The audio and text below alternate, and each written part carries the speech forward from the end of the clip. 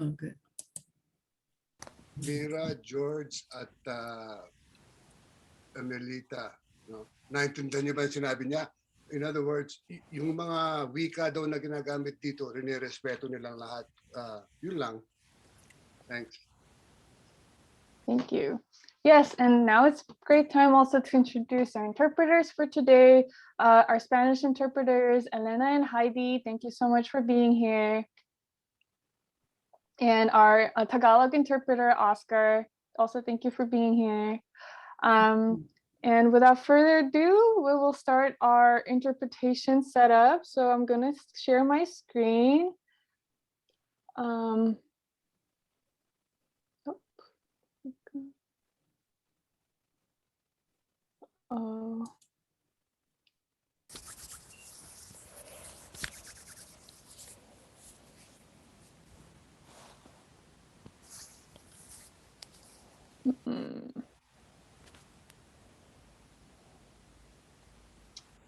Sorry, it's not working.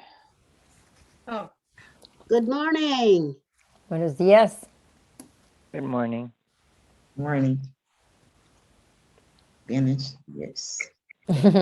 Buenos días. Buenos días, good morning.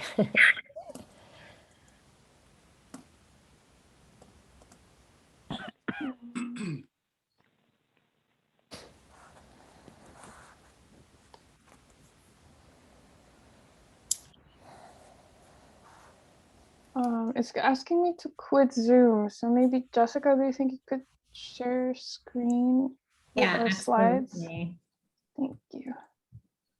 Dawson, while I'm doing that, if you want to make some other staff co-hosts, that would be great. All right, it is coming.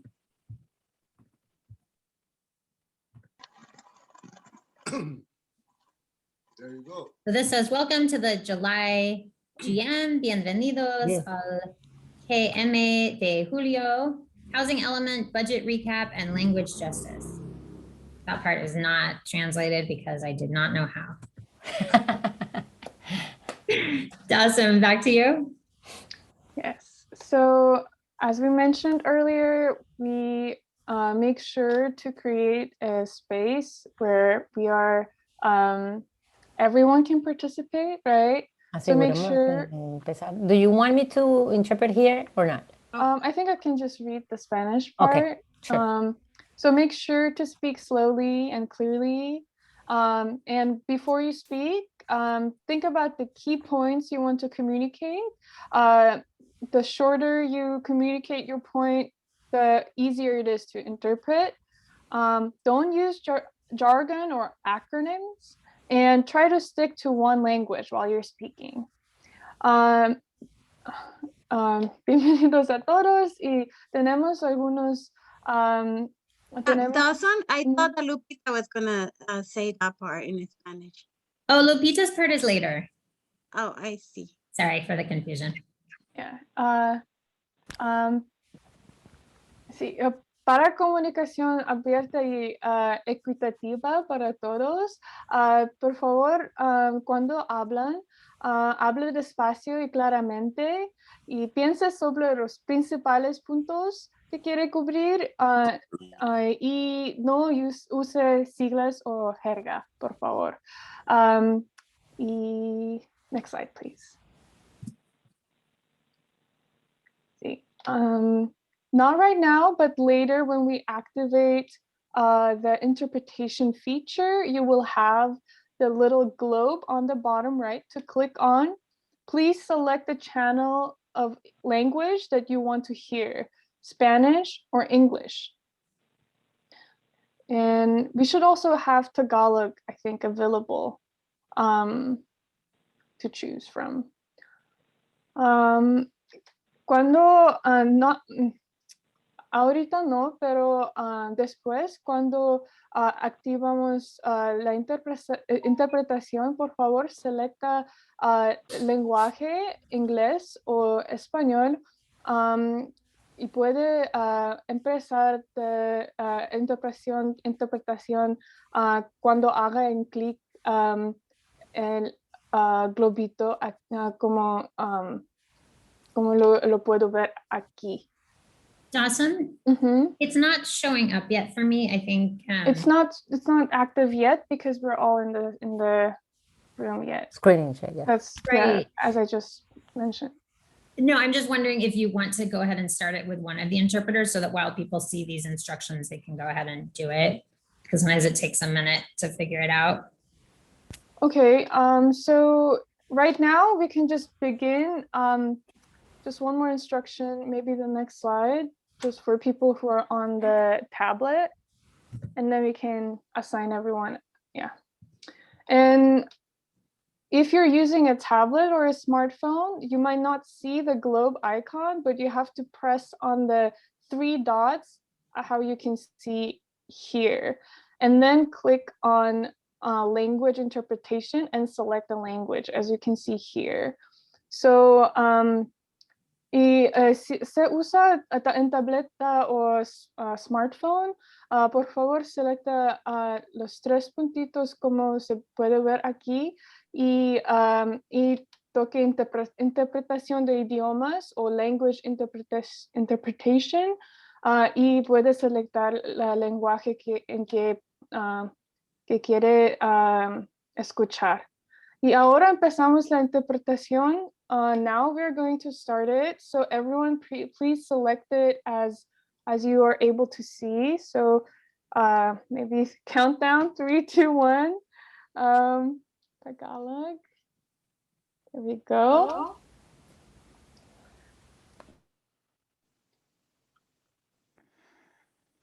Okay.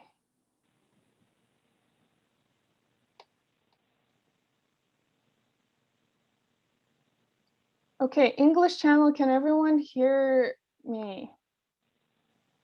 Yes. Yes. Yes. Yes. Yes. Perfect. Morning, Nati. Yes.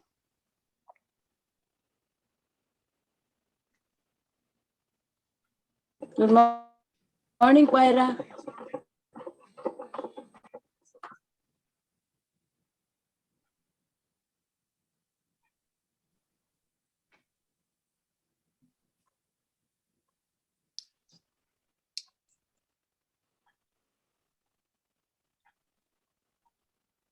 Hello? Hello? Uh-huh. Yeah.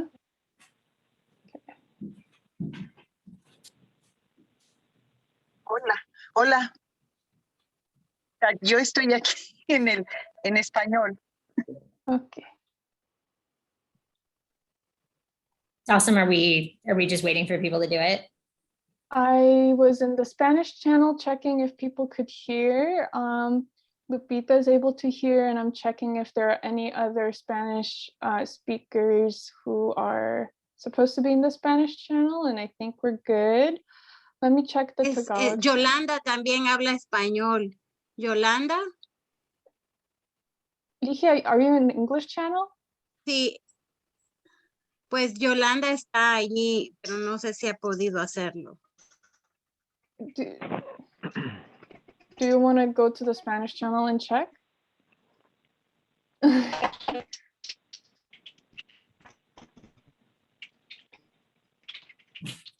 Yolanda, ¿está escuchando en español? Sí. If you're speaking in the English channel and checking, then Yolanda is probably hearing you in the English channel. You need to speak in the Guadalupe Spanish también channel. está aquí, ¿no? Sí. Ay, Sí, yo sé, pero no sé si Yolanda está en español. Yolanda, usted. Hey, Diane, it's Jeffrey. Yolanda, ¿usted está en el canal de inglés o en español? If you could please provide it at the phone number for Zionist Organization of America. They're sending a whole bunch of buses on the 11th of July from New York or Manhattan. Okay. All right. Has everyone been able to make sense of these instructions? I stop sharing it. Creo que Yolanda está en el canal de inglés.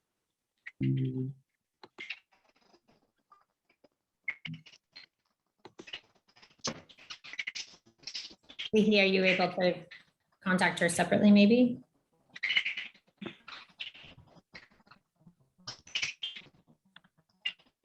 Lo que pasa es que creo que está usando su teléfono. Voy a tratar, pero creo que está usando su teléfono.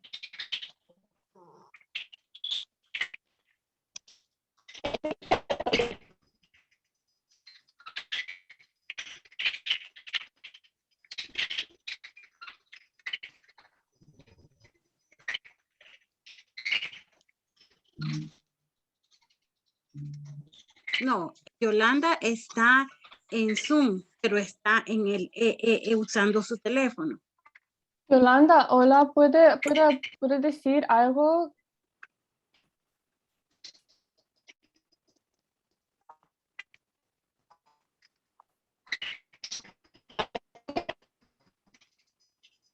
Sí. Está. So we're good. Okay. We're good.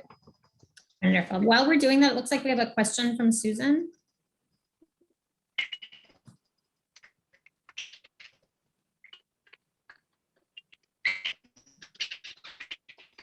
Okay, maybe not. Okay. So thank you very much for setting up the language interpretation with us. Doing so ensures that everyone is able to hear what we're saying and understand. We have a packed agenda today. We're going to hear about housing planning in San Francisco and our recent budget updates, about our wins, and more about language justice. We're going to collectively brainstorm how to make the space more accessible for everyone. So I would like to welcome our SDA board member and board president, Betty Trainer, to give a word of welcome. Hi, thanks so much, Dassam. Welcome, everybody, especially our new members and our returning members and everyone else. So great to see you on this, actually, at least in my neighborhood here in the Western Addition, a bright and sunny day in San Francisco in July, which is kind of unusual for the month of July here. So great to see everybody. And I did notice on the budget, on the agenda, that we are talking a little bit about the budget. So I won't say too much about it now, but I just want to say that we had some wonderful successes that you'll be hearing about. And I want to especially call out our executive director, Jessica Lehman, and our staff person, the organizer for the Health Action Team, Likia Montano, because they were there to the bitter end, which meant on that Monday night, it went into Tuesday morning. They were at City Hall and also came back the next day until the evening, working on all of the asks that we had and also other asks. So there were so many needs this year, of course. So I just want to thank them in particular, but also everyone else that participated in the budget. We had videos, we had public comment, we had emails going out, calls. So there's so many of our members were really made a wonderful effort this year, and we had wonderful successes, which you're going to hear about later. And also thank you for the planning department people here today, and so we can hear about the housing element and give some feedback. So again, welcome everybody to another exciting SDA meeting, and I'll give it back to Dassam and Jessica. Okay.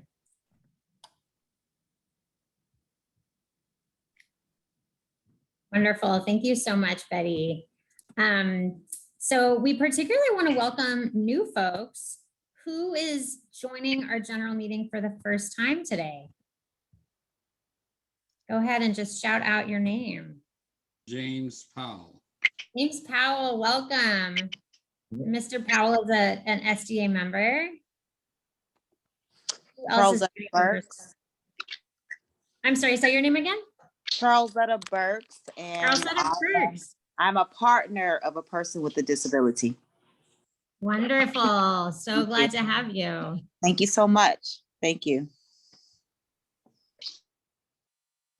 Who else? Do we have any new SDA members with us today? Anyone who has joined in the last month, maybe? Me. Everyone's already a member. No way to join when you already are, I suppose. Well, it's really good to see everyone. Are the new graduates, the new members? What was that, Nati? I've just joined. In the past, I have not joined because there are conflicts also. So I tried to. Now there's again conflict, but I prioritize this meeting. Thank you, That's Nati. wonderful. Thank you so much. Lupita, do you have a question? Nada más dejar saber que también yo entré el último mes y sí participé. Entonces yo creo que estoy entre las nuevas personas. Gracias. Y es un placer estar aquí, es un gusto ver el trabajo que hace SDA. Estoy muy contenta de ser parte de SDA ahora y voy a poner mi esfuerzo también en lo que yo pueda. Gracias. Welcome, Lupita. We're so glad to have you as a member, and everyone is going to get to hear from Lupita later on in the agenda in talking a little bit more about what language justice means. And Susan, did you have a question?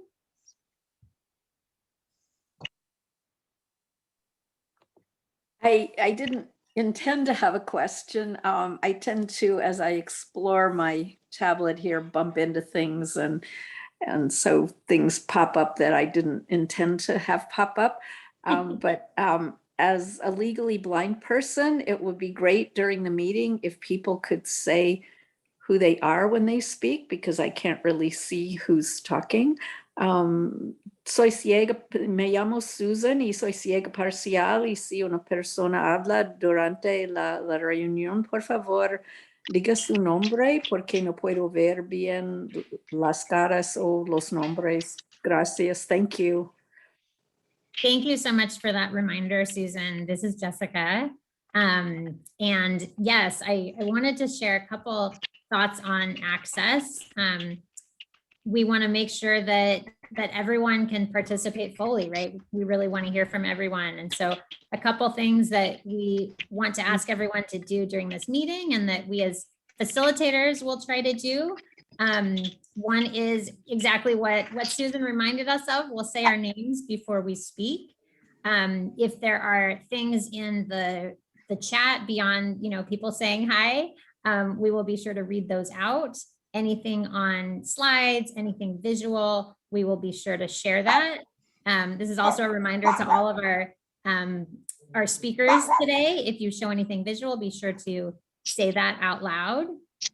And we also do have captioning for folks who are deaf or hard of hearing, or for any of us. If you go to the bottom of your screen where it says more, you can choose show subtitle, and you'll see captioning, unfortunately, only in English. And Dawson, am I forgetting any access things? I think that's good. Yeah, I want to make sure that the Tagalog room can hear.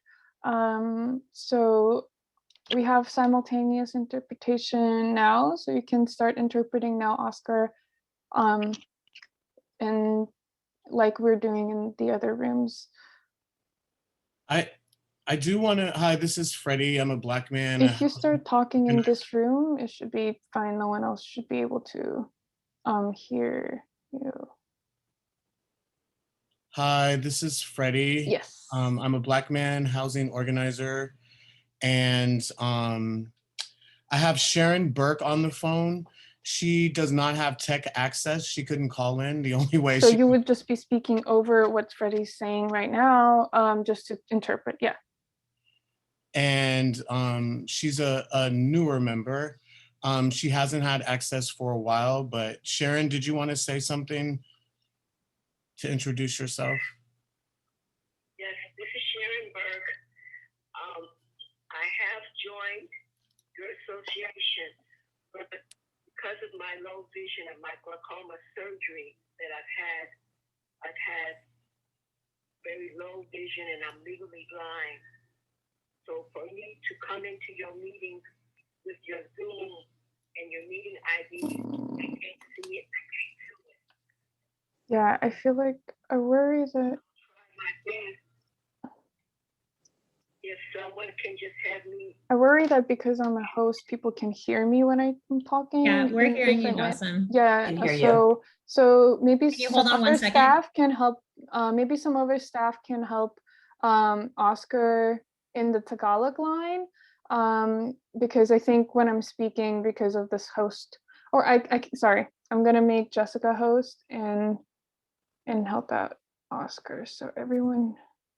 Okay, Sharon, sorry for the interruption. Welcome. We do have to keep moving. We have a lot on our agenda today. And I'm going to ask if people have questions or other issues. If you can, go ahead and put it in the chat. A quick reminder for folks on the phone, you can hit *9 to raise your hand if you have a question. And we will let you know when we have time for questions.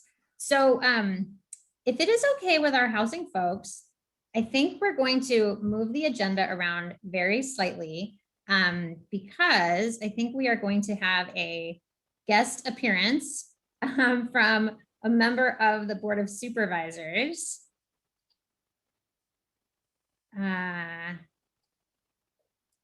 Yes, okay. And I also just saw a request to ask folks to mute when not talking, so that we have less background noise. So everyone, please remember to do that if possible. If you're on the phone, you can hit *6 to mute yourself and to unmute yourself. Okay, so I think I saw Megan joining. Megan, hi, everyone. Hi, Megan Imperial here with Supervisor Melgar's office, and spelled Melgar. I see there is audio captioning there. She is coming on shortly, if not already. Thank you so much, Megan. So let's just take a minute now to celebrate our recent budget wins. And I'm going to pull up a slide about this. So who made a phone call or signed a letter to the mayor or the Board of Supervisors calling on them to fund rental subsidies for seniors and people with disabilities? I know a lot of people did that, right? Who signed the letter or made a phone call?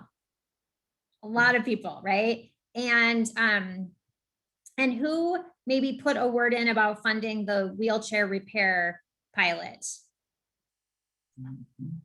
Few people did that. And who maybe actually talked to a supervisor or a legislative aide to say, hey, you need to fund programs and services for seniors and people with disabilities? Few people did that. And who went to the in-person budget justice rally a couple weeks ago? We got to actually show up at City Hall and push for them to invest in the community, right? So the slide I'm going to share is all about our victories. So we should all congratulate ourselves that we did an amazing job getting funding in the city budget. Part of it was from the mayor's budget proposal, and then a lot of it was through what's called the add back process, where the Board of Supervisors decide about spending some of the money. And so we invited Supervisor Melgar to join us today because she was such a champion on the Board of Supervisors pushing for services and programs for seniors and people with disabilities. We would not have gotten where we are without her. And as soon as she's up, Megan, if you want to just show a video and then let us know, she can say a couple words, and I guess I'll just talk until then. So a couple things that that she helped us get. One is, and actually I don't even think this is on this slide, we have even more, is, oh, she entered the waiting room. Okay, welcome, Supervisor. Hey, everyone.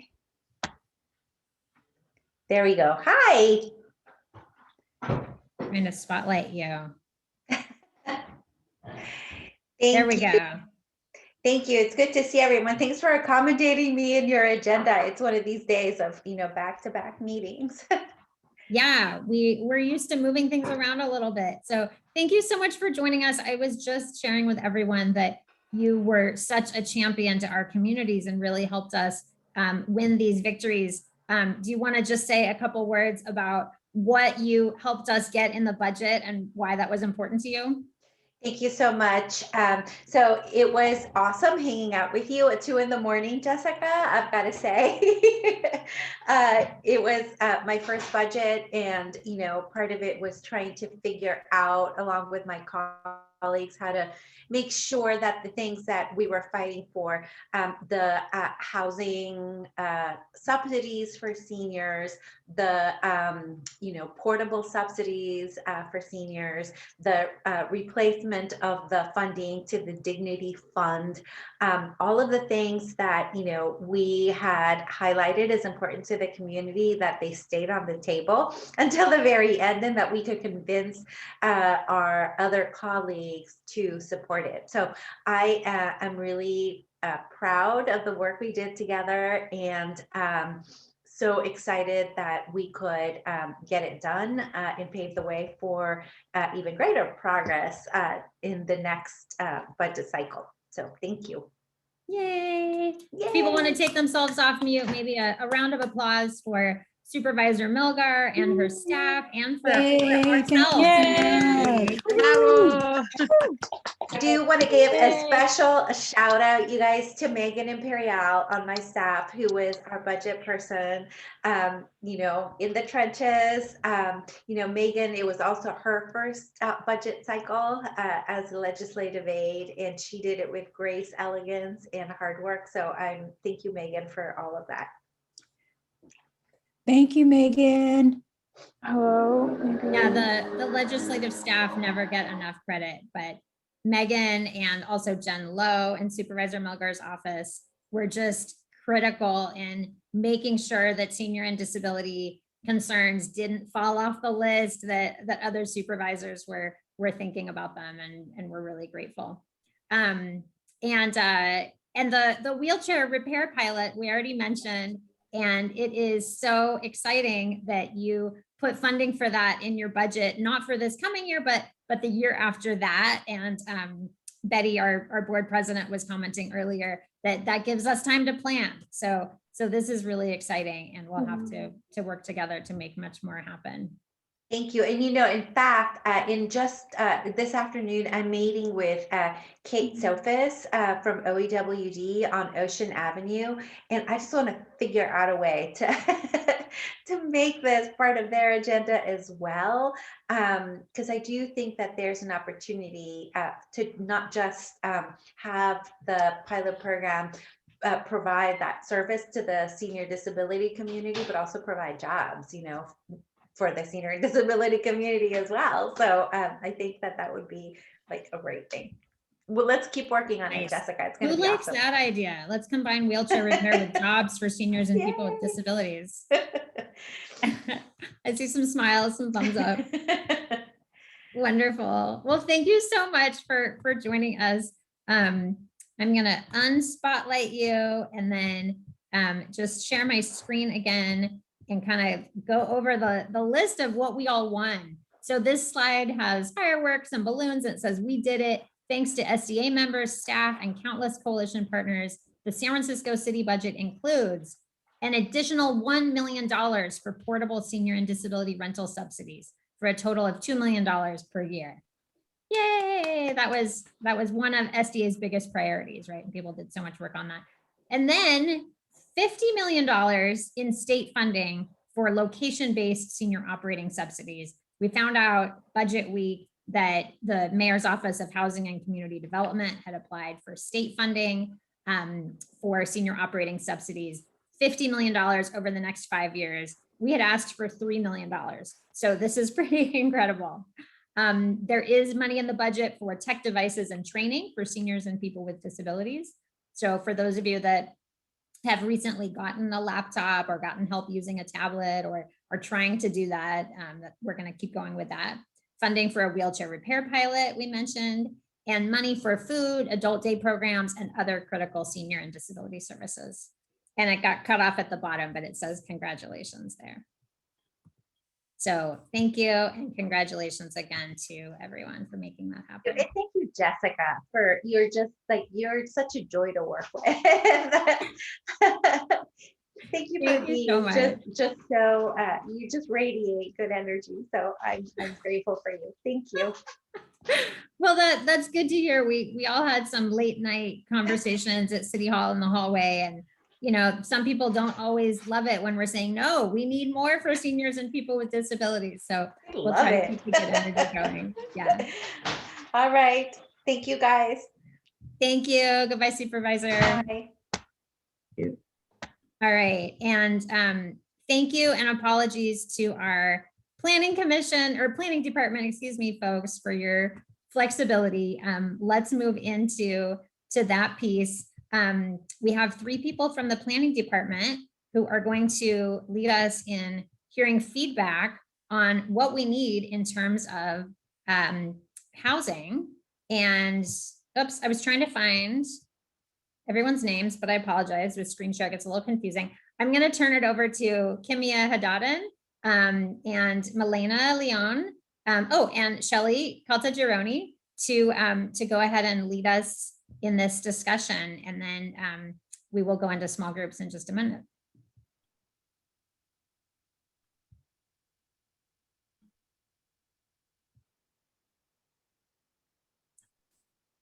Planning folks, are you trying to talk? We don't hear you. Sorry, hi. I'm Kimia Hadadan. I'm with planning. Sorry, I was just trying to figure out the screen share, and while I do that, it was not allowing me to unmute. So let me take care of that really quick. Well, thank you so much for having us here and for this space. We're really grateful to be able to talk with this. Oh, sorry, sorry. Just a second. Pardon the interruption. I want to remind speakers also to select the language channel because or else we cannot hear you. So if you can select the globe icon on the bottom and select the English, if you're going to speak in English, we could hear you in the rooms. Can you just give me a thumbs up when you have done that? I just did that. Does that work? And sorry? I just did that. Does that work? Could you say something again in English channel? I think I'm in the English channel right now. So now we can hear you in the channel. So that's great. And I also want to make sure that all Tagalog speakers are also in the Tagalog room so that you can all understand this presentation. To explain how it works, Oscar, you don't have to wait for the speaker to finish. You can just interpret simultaneously. And Melita, Angie Bagares, Nati, and Mira, George, if you can select the little globe icon on the bottom and select Filipino so that you can all hear Oscar's interpretation. And Oscar, once you have selected that, please. And Mira, you just give me a thumbs up when everyone is in there. I have not. No, I Nati, please select the iPad, Filipino I on don't the have bottom. It's a globe icon. You click on it and you click on Filipino. Yeah. Okay. Yeah, that's include So me. people in the Filipino channel can hear me? Yes. And Melita, you also selected that? Okay, George, yes. Okay. And Oscar, feel free to just keep interpreting now. Okay. All right. Yes, as long as you've selected the Filipino, that should be good, and you can just interpret now. So thank you. Okay. All right. Thank you so much for this sophisticated setup of different languages. This is very impressive.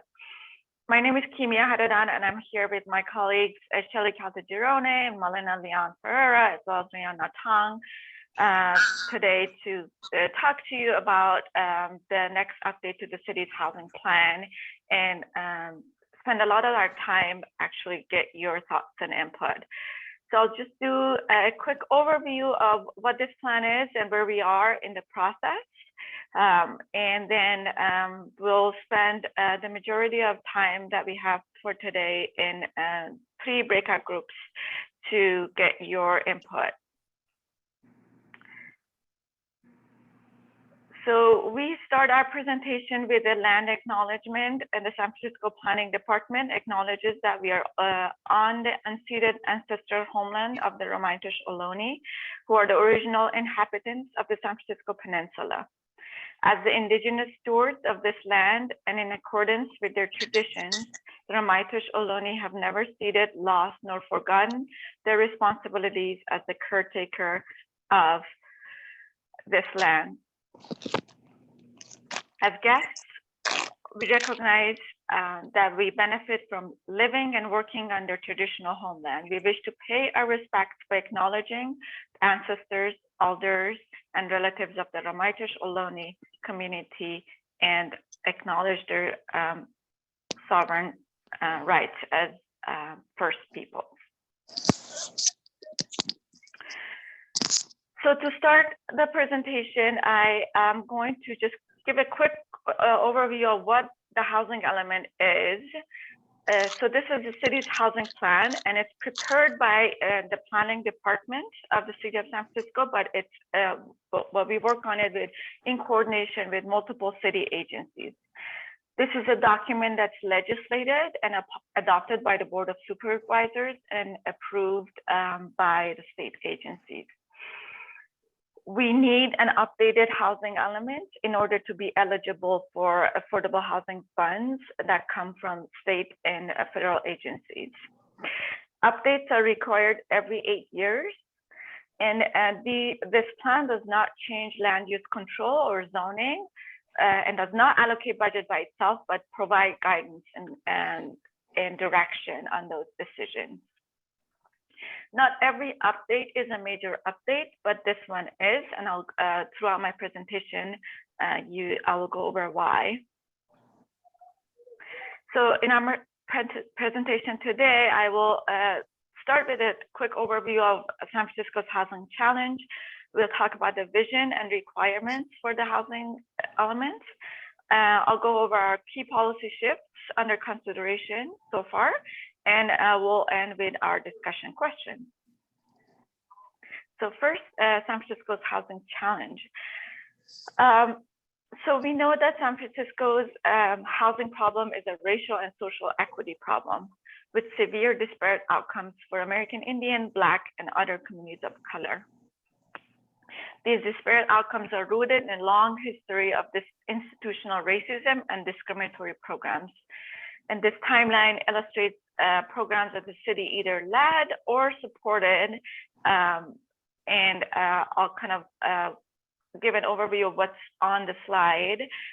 We start with the genocide and exploitation and dispossession of indigenous people, including today's American Indians. We have the cubic air ordinance, laundry ordinance, redlining, Japanese internment, urban renewal, predatory lending practices of the current century, and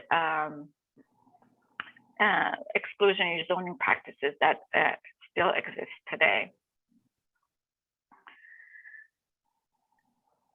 Median income for a Black household is less than 1/4 of white households. So these are kind of some indicators of disparities that we see.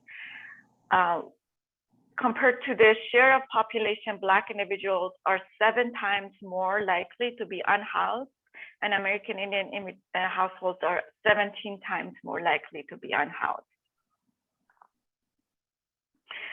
Data also shows that from 1990 to 2018, San Francisco's American Indian and Black population dropped significantly, and the slide shows a chart that shows this drop.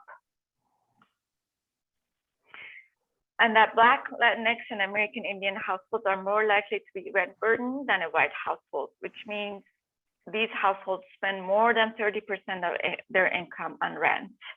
And the slide shows the different percentages of rent burden between comparing Black, Latinx, American Indian, and white households, showing these disparities. We know also that San Francisco's housing problem is an economic problem, and one that our strong job economy did not attend to. Housing production did not keep up with the increase in housing demand from new workers, as this data from 2019, 10 to 19 shows. So we see on the slide that jobs change has been 39% in the past couple of decades, whereas the increase in housing has only been 8%.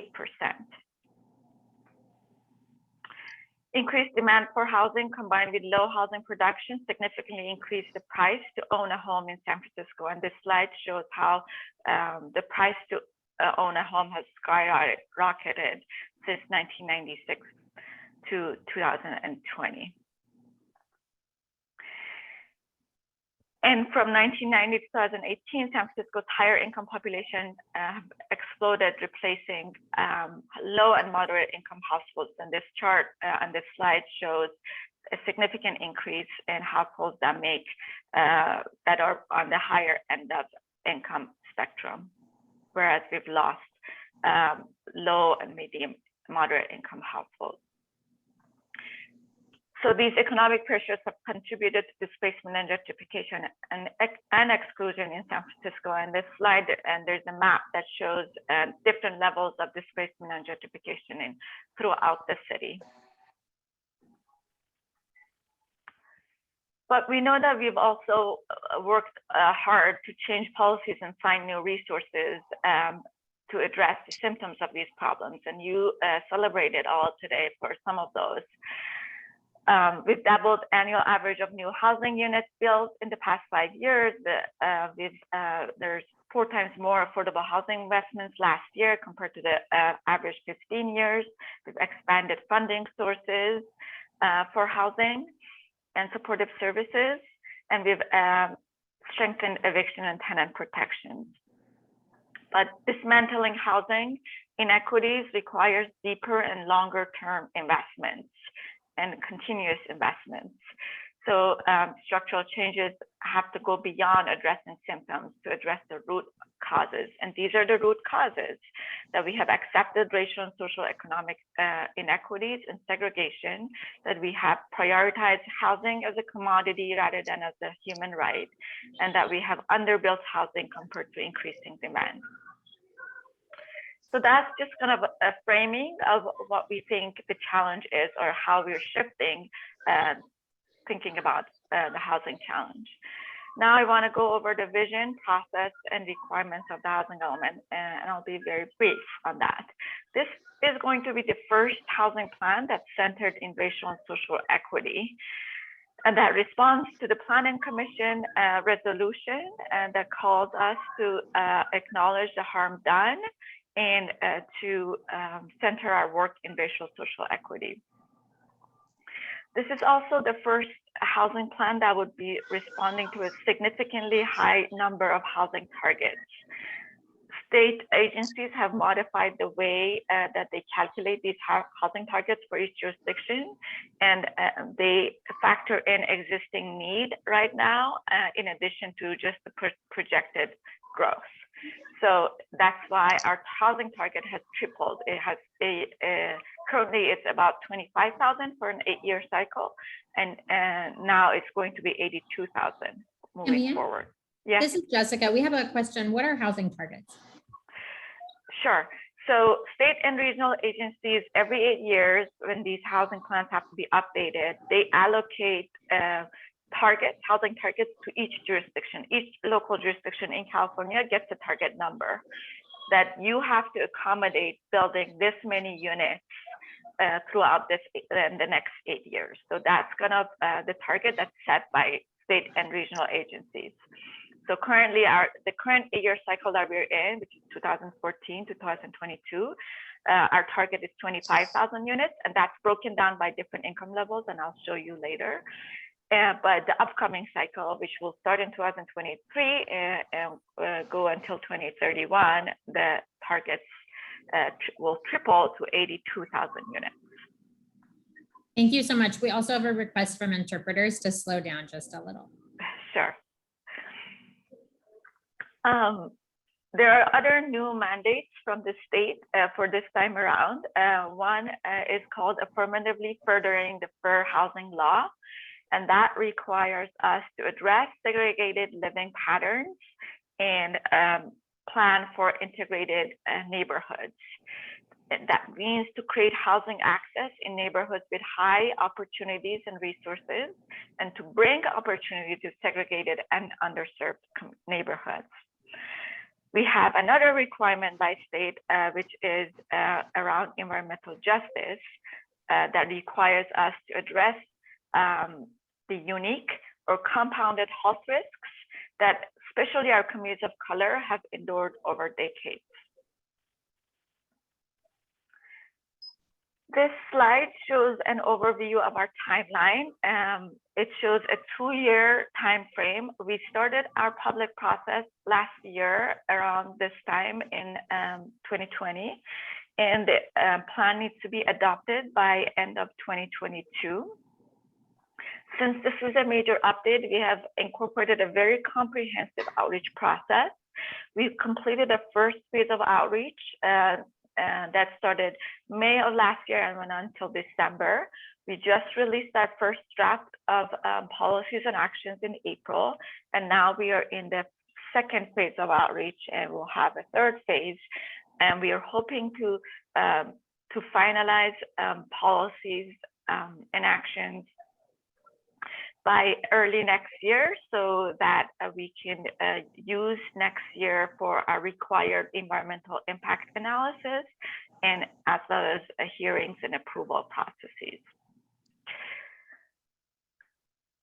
So now I want to talk about what the key policy shifts under consideration are. And these policy shifts are based on what we've heard so far. And for today's presentation, I am not going over the details of what we've done for outreach. But if there's interest, I can do that later. But basically, these policy shifts are indicative of what we've heard, and those are kind of shifts that we felt like the city needs to make to address those needs.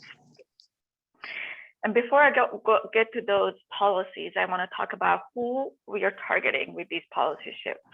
Of course, with this plan being centered in racial social equity, the policy shifts will target American Indian, Black, and other communities of color. But we also want to recognize the intersectionality of vulnerable groups in general. So our other target group is vulnerable groups that kind of have a lot of overlap with other target groups, and seniors and people with disabilities specifically recognized under our vulnerable groups.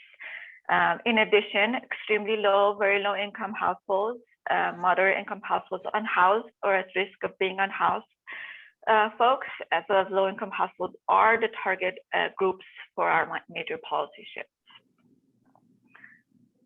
So what are those policy shifts? First, under consideration is that we need to recognize right to housing for vulnerable groups to ensure that our extremely low and very low income households, our unhoused population, and our most vulnerable have access to housing. Second policy shift is to bring back those displaced from the city due to discriminatory programs, and that have happened in the past decades and centuries.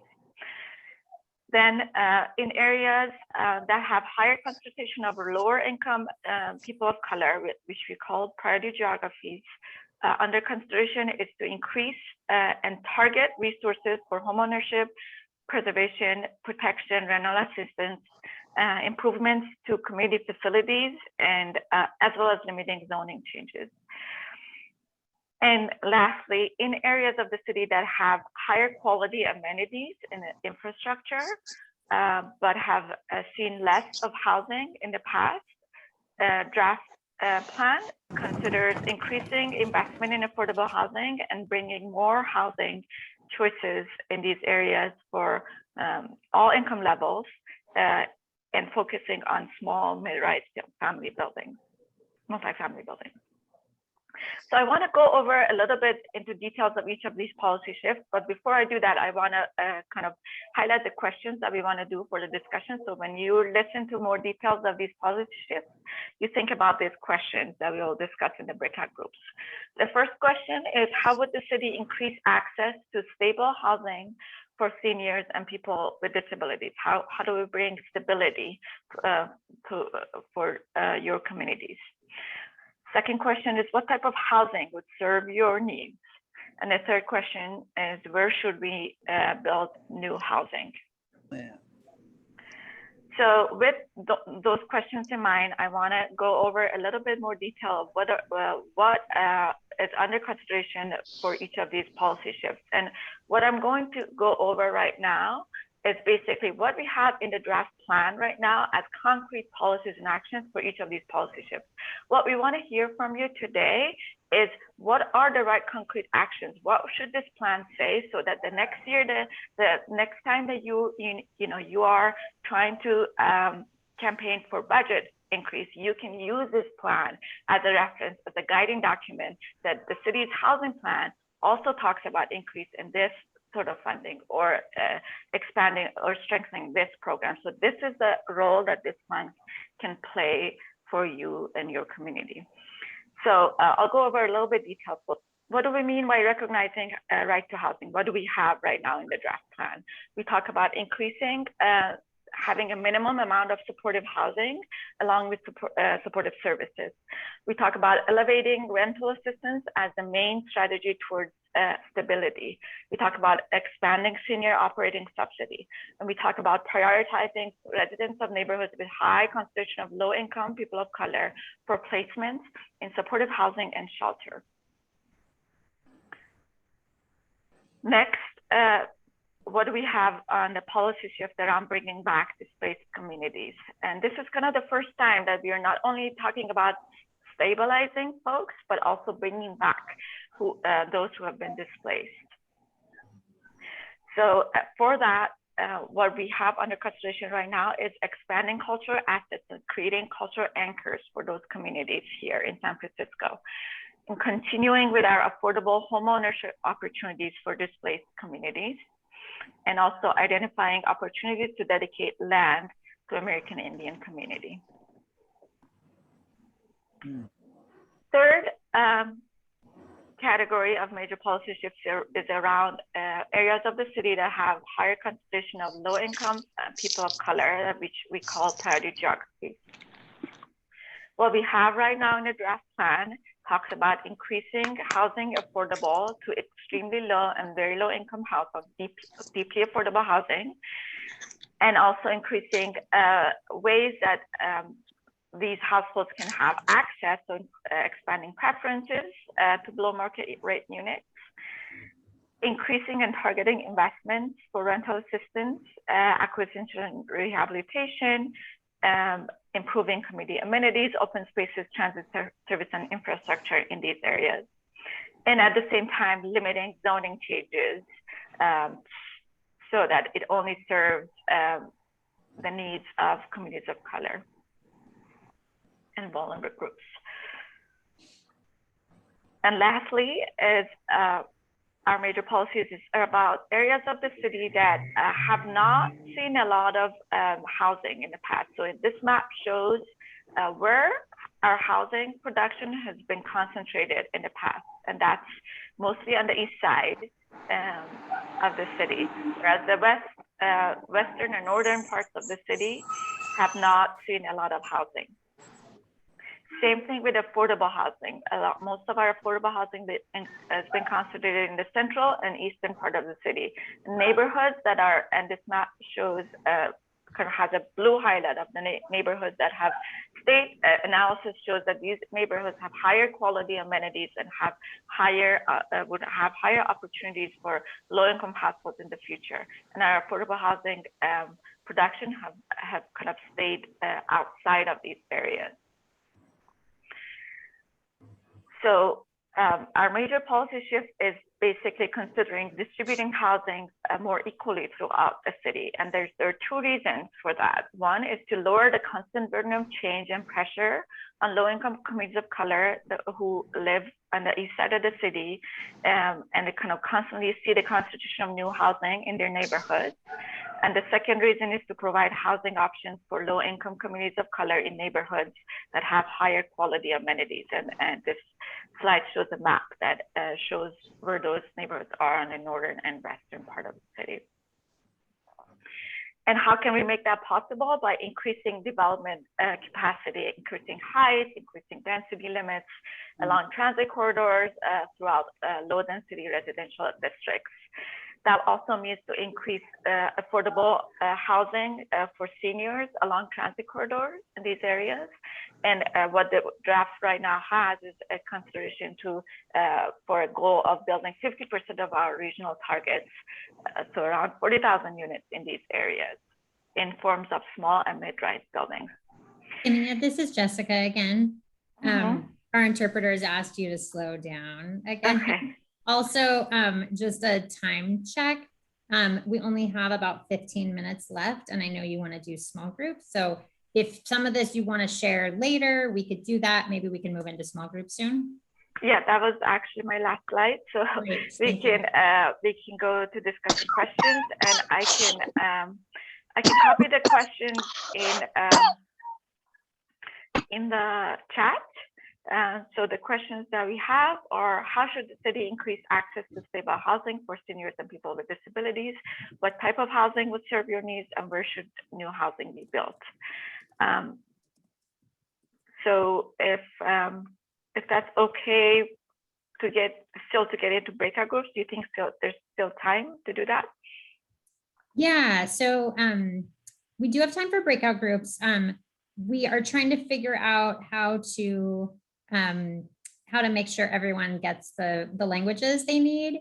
Can we do, is it possible to do 4 groups instead of 3? Sure. Yeah, we can do that. Okay, wonderful. So people that speak Spanish and who need the captioning are going to stay in the main room because then you'll be able to have interpretation there. I'm going to ask. Sorry. So one of my colleagues, Melena Leon, speaks Spanish, so she can also facilitate that group if that's helpful. Yeah, that is great. I left Melena in the main room as well, but we're going to mix Spanish and English speakers because we have so many people, which is a great problem to have. And then we're going to have one room that is Tagalog speakers. Dawson, I'm going to ask you, can you tell me out loud again? Yes. So it's Angie Bagares, Elmira Lagundi, George Octaviano, Nati, Oscar, Emilita, maybe Sid and Sylvia. Lucy, too. Lucy. Oh, Lucy. I don't think I've met Lucy, but welcome. Yeah, she's there. Perfect. And Emilita is Butte. That's the name. Yes, I got Emilita. I feel like I missed somebody though. Angie, Amira, George, Nati, Oscar, Lucy, Emilita, Sid, Sylvia. Okay, I hope I got everyone. If not, we will move them. So, and the facilitators, I have Melena in the main room. I have, I had put Kimia and Rihanna in room 1 and Shelly in room 2. So I'll put Rihanna in room 3. Does that work? Yeah, you can do Rihanna in room 3 because you want to do 4 groups. So Rihanna can be the facilitator in room 4. Wonderful. Okay. I believe we're set. I probably made some mistakes. If anyone is in the wrong room, please click the ask host for help or whatever it's called. But I'm going to go ahead and send everyone to the rooms for, it looks like we have 12 minutes. Dawson, do you think we can take 15 minutes and we'll shorten the last section? 15. Okay, we're gonna do 15 minutes. I know a couple folks had questions. Please ask those in the small groups. And here you go.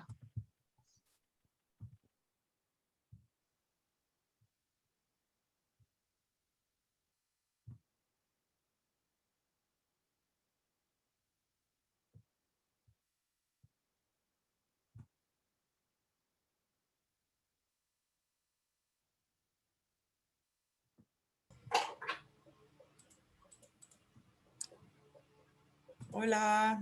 Malena, no puedo entrar. Hola, aquí estoy.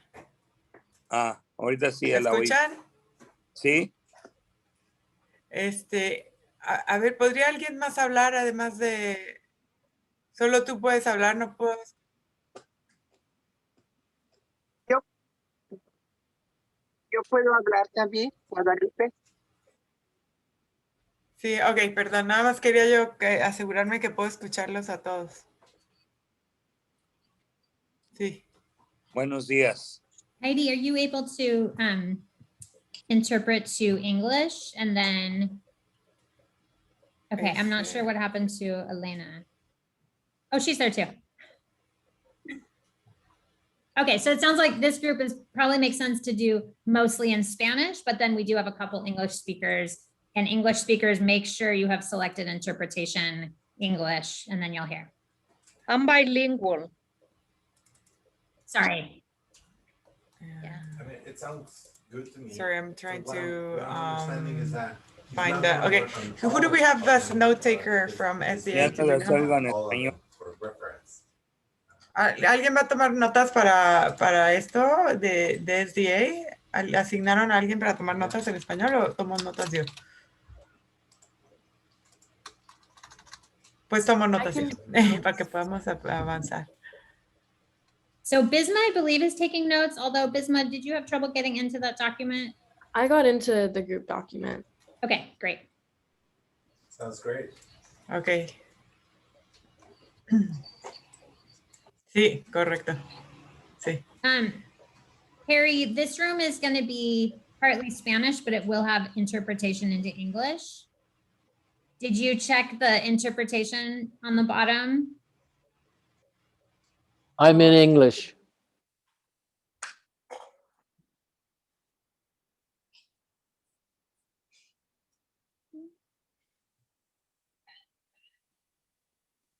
Yeah, I'm in English too, Kathy. And David and Alice, you got English as well?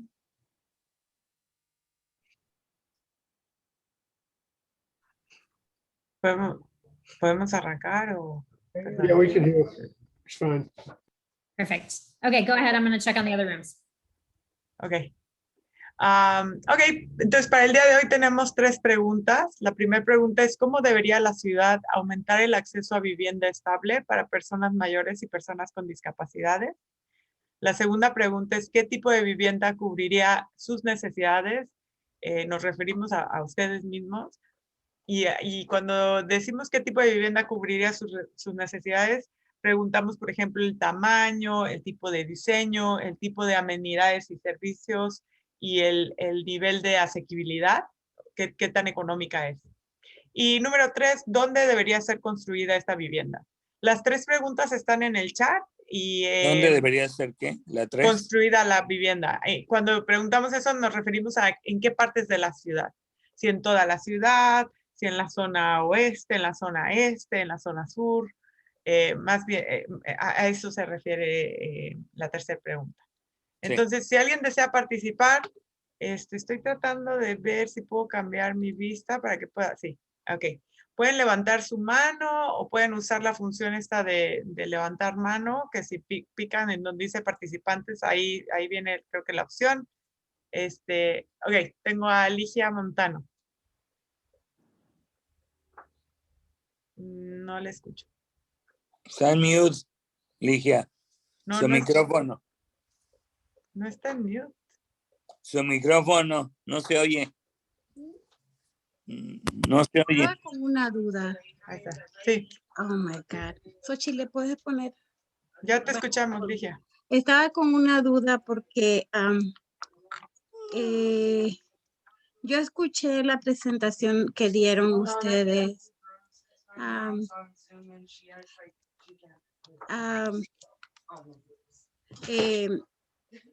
Escuché la presentación y me pareció muy buena.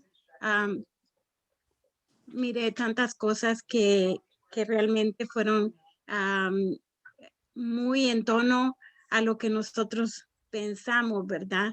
De qué se trata, de qué es lo que está pasando. ¿Qué es lo que está pasando?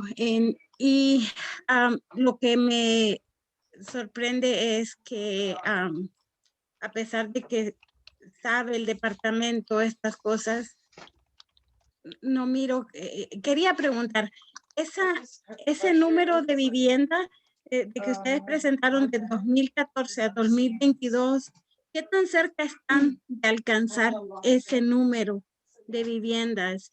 Y porque queremos saber si ahora el número es el triple, ¿qué tan realista es que se puede alcanzar? Mira, cuando el Estado o la región nos asigna esos números, nos lo asigna en base a distintos como rangos de ingresos, ¿no? Para el ingreso de la gente de más altos ingresos, superamos el número de vivienda. Y eso es porque obviamente no necesita subsidio esa vivienda, ¿no? Eso lo provee el mercado. Entonces, para todos los demás, para la gente que es extremadamente de bajos recursos, muy bajos recursos y recursos moderados, no llegamos a las metas. Entonces, eso tiene que ver con una falta de subsidios y en parte es subsidios locales, pero más que nada dependemos de subsidios federales para construir vivienda asequible. Entonces, sí se ven en el canal de español. Creo que tiene el volumen muy bajo, pienso, dice Guadalupe. No, está bien mi volumen. No, él está en el de español y seguramente esa persona tal vez está de vuelta en el de inglés. Usualmente eso es lo que le baja el volumen. Bueno, estoy de acuerdo comparte, con Lupita y Anaví. No, ya acabé. I'll probably speak at the next meeting. Right now, I'm synthesizing. I've been out for years. Nice to see you. It's nice seeing all of you. Thank you, James. James was Yeah, long time no see. Long time no see, James. I Welcome back to the main room, everyone. Remember me, James? James. Hey everybody, this is Jessica. We've all come back together. So we have just another couple minutes for this section. Thank you so much for all the ideas you shared in the small groups. And Kimia added in the chat, if you have other thoughts or suggestions, please put those in the chat. You can also email any of the staff with other comments, and we'll be sure to pass those on to the planning department staff as well. And I'm going to turn it back to Kimia to close this out. And then we're going to talk a little bit about another topic on our agenda. Oh, and thank you to the reminder from the interpreter that coming back to the main room, you have to select your language again. So particularly English speakers, be sure to go to the bottom, choose interpretation and English, so that when we have people speak in other languages, you will not miss it. Well, I want to thanks so much, Jessica. I want to thank everybody for sharing your time today with us and sharing your insight and input. It's really valuable for us to have these chances to talk to you directly and hear from you directly.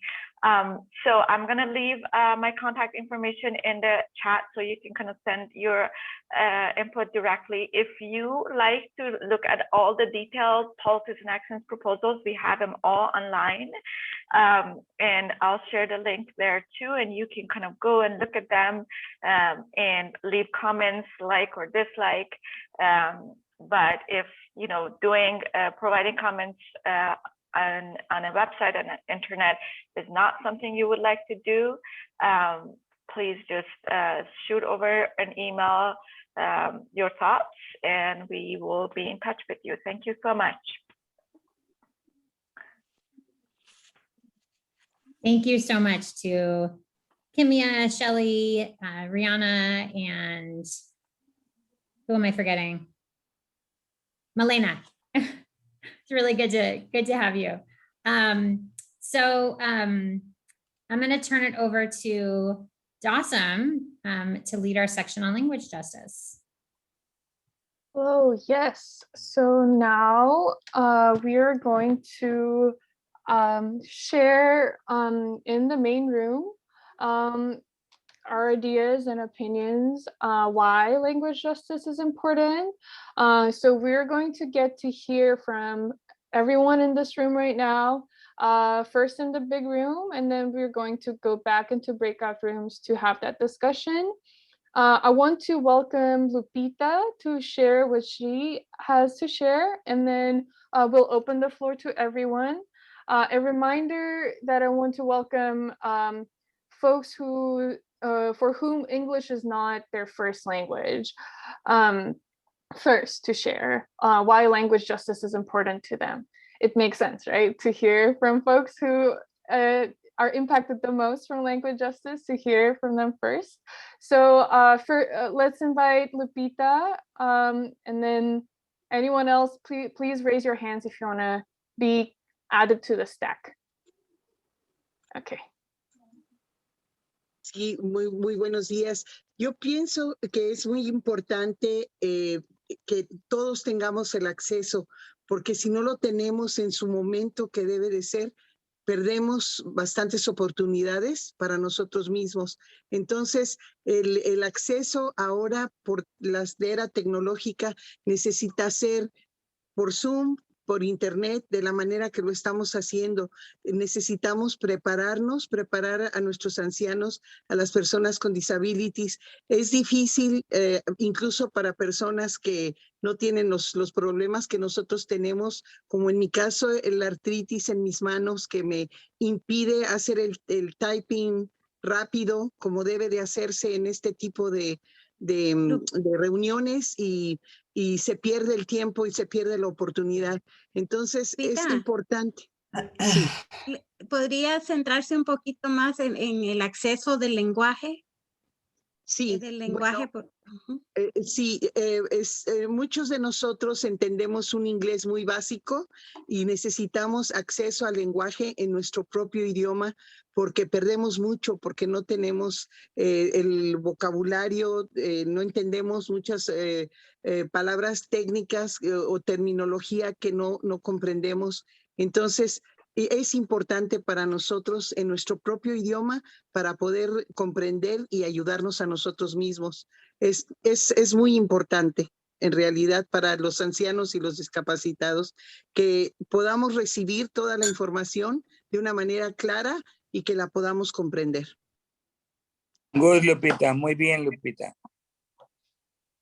This is Susan. I have a quick question. I can understand Spanish, but for people who are in this large room who don't understand other languages besides English, is there two-way translation? Because it seems important that English speakers hear the voices of people who are speaking in other languages. Just a question if it's technologically possible, if not today, in the future. Just to make sure I'm understanding your question correctly, you were asking if people have English interpretation, and we do have English simultaneous interpretation right now in Spanish and Tagalog and reverse back to English. And people in the English language channel, again, if you select the globe on the bottom and select English, you should have been able to hear our interpreter translating for Lupita. However, because of Zoom difficulties, the original voice of Lupita might not have been heard, but in the English channel, you were able to hear the interpretation.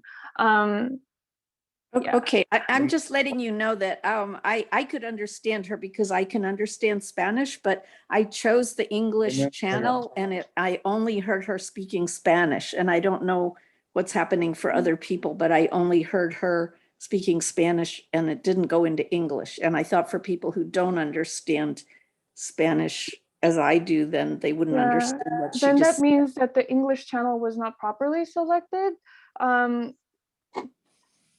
There's always the difficulty with Zoom to make sure that we are all on the right channel.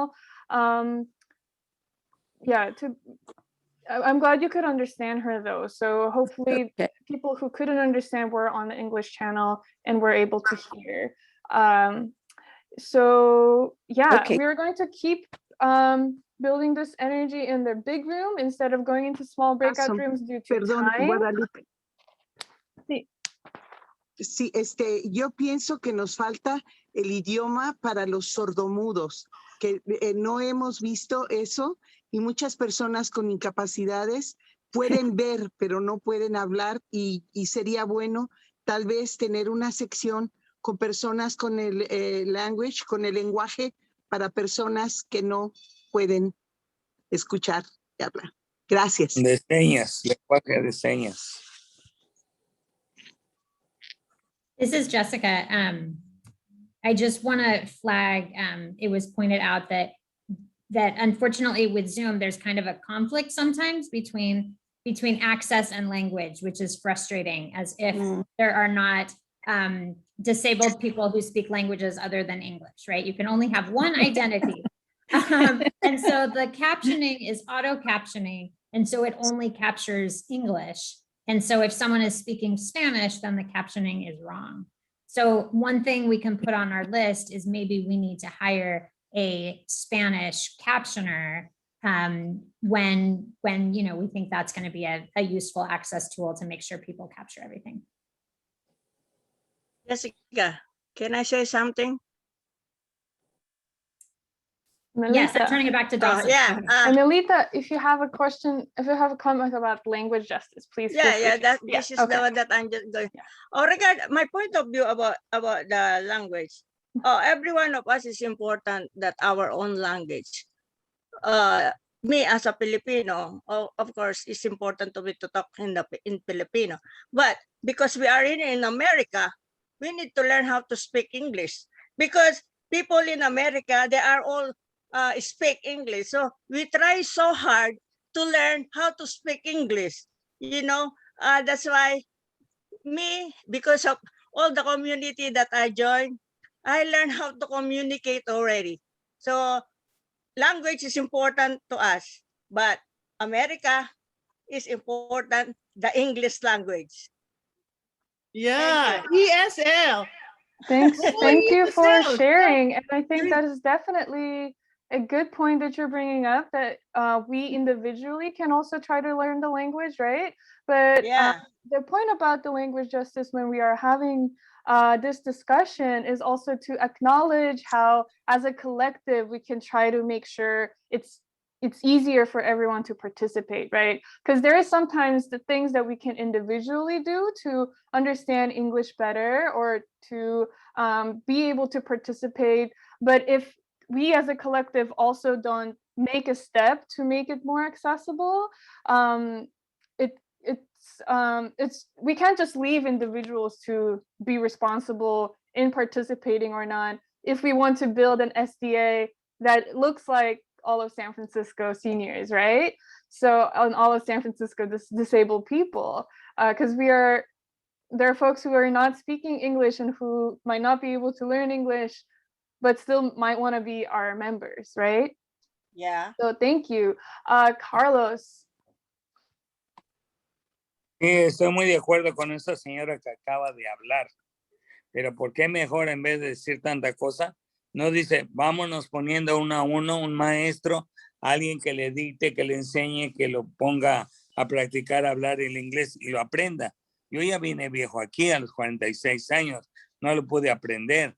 A mí me gustaría que me ayudara alguien uno a uno y que fuera todos los días para que así me soltara. Yo a veces me da miedo pronunciarlo, me da miedo decir algo malo o algo al revés, algo chueco.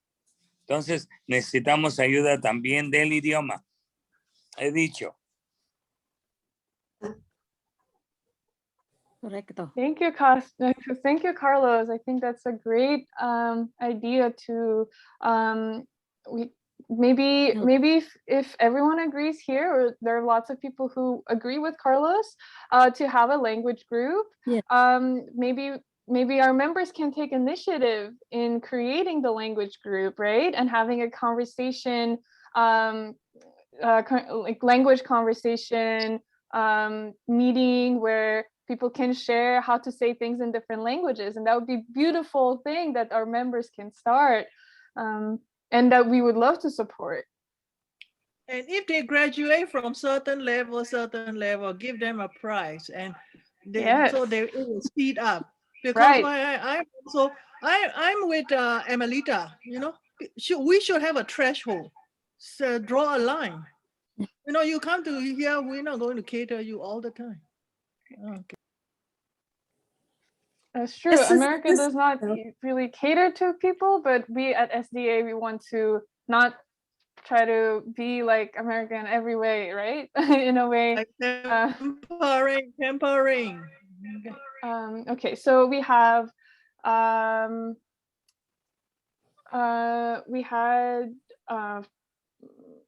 B had her hand up, and then Sarah Jarman was on stack. Anna B, do you have anything to share?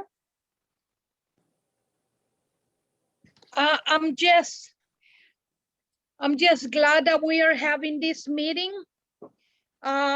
Well, it is true that we need, it would be nice if we can have the interpretation system available with all languages. So whoever comes in, it's easy for them to adjust to it. Yes, English is the prominent language in this country. And yes, we must learn, but learning takes a huge long time. It's a long process. So that's why we need the interpretation. And yes, I advocate also for the sign language. Also, making sure that everybody have some level of understanding of what we're talking about, how we're talking about, and things like that. What else? Thank you so much for now. Thank you very much, Anna V, for sharing and also in participating in our language justice efforts. You know, always making sure that there's Spanish interpretation and also speaking in Spanish. Thank you. Before I call on Vanessa, Harry, Ligia, and Sarah, I want to make sure that we also start to address, maybe in your sharings, you can speak to what SDA could do in order to achieve more of a just space in terms of language. So practical ideas could help as well. So maybe Vanessa, then Harry, then Ligia, and then Sarah.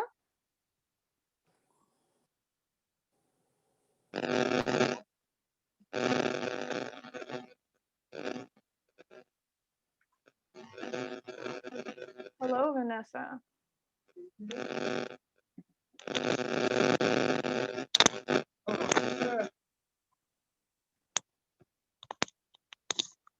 Can you hear me now? Yes. I think one of my earphones must be broke.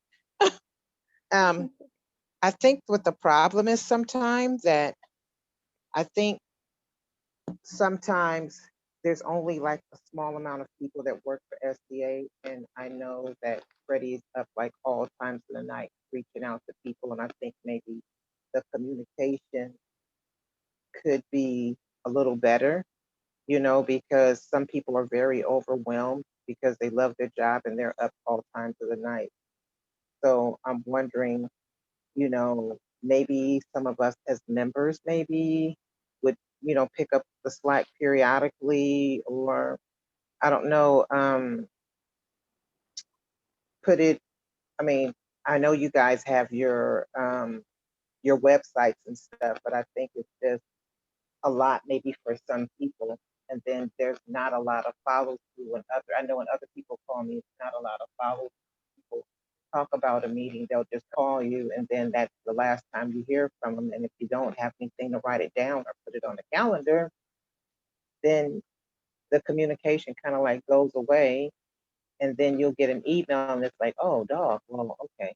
So I don't know. I just feel like we could be doing some other things maybe, or to make the SDA a little stronger, you know. I don't know. I mean, that's just how I feel.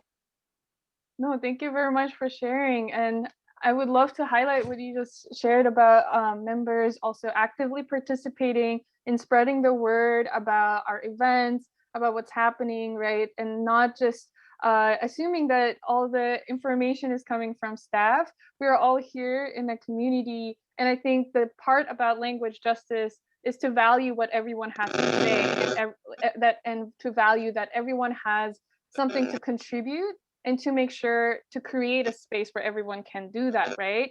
So members taking part in outreach is our ideal situation, is what we want to work towards.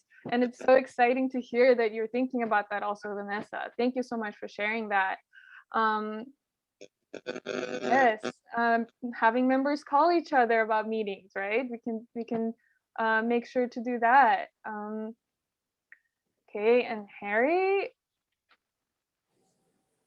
Hi, yes, I agree that everybody should kind of be able to do their language and be comfortable in that.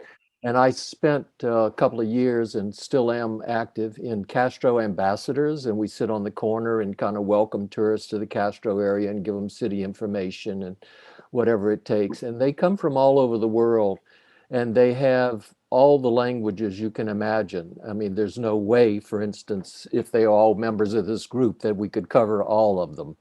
So what I found was a very practical solution for me, which was, and we've all learned Zoom, obviously, because we're here, so it's not as difficult as Zoom. And it's an app. The one that I had was called Converse, and you just pick the language you need to have. Like if I'm speaking to Russians, I pick the Russian one, and then I press a button, I speak in what I say, and as I'm speaking, it literally interprets it into Russian that the other person can see and speak to me. It also happened to me in Japan when I was there, and I asked one of the attendants at one of the venues there a question or two, and she took out her iPad and she had me say the question in English into the iPad, and it translated it to Japanese, and then vice versa. I got my answer. So although it sounds like, oh my God, another technological advancement that I'm going to have to learn, I promise you the app is simpler to learn than Zoom ever will be. So I suggest anybody that has a cell phone, and I know not everybody can do this, but I'm talking to the ones that can, that you just download the app, and many of them are free. Some of them are like maybe $40 a year or something like that. They're not really expensive if they even charge. And then whoever's speaking to you can speak into that, and it translates it for you. It's not as good a solution as learning somebody else's culture and learning someone else's language, but it's a lot quicker than me learning Spanish or Tagalog or any of the others, I promise you. So that's a practical suggestion for language justice that I would like to point out and have noted. Beautiful. Thank you so much. Yeah. Great idea. Definitely. That's a very great idea. In fact, everything is app. Yep. Nadia, I have you on stack. Yeah. Ligia and Sarah, since maybe I should let all members speak first. So Nati, maybe you can jump in, and then we have Ligia and then Sarah, and then yeah, and Yessi as well. Okay, Nati, please go. Yes, your turn. Okay, thank you. Yeah, I like to learn that too. I have heard my daughter using that whenever she has a conversation with a Spanish friend. So she just starts everything, and I was wondering how she can do it. So because she's more highly technically do this technology than me. I like to learn that too. I am in now. I understood and I really appreciate reminding me that kind of learning too. I wish I could do that. But sometimes I'm afraid to touch the app because there is also something that you have to pay. That's what I am worried if ever I happen to apply on that app, touch that app, it might be collecting some amount to me. So I have to be very careful too. And number one, I have to learn that how to do the app and to do that. Thank you.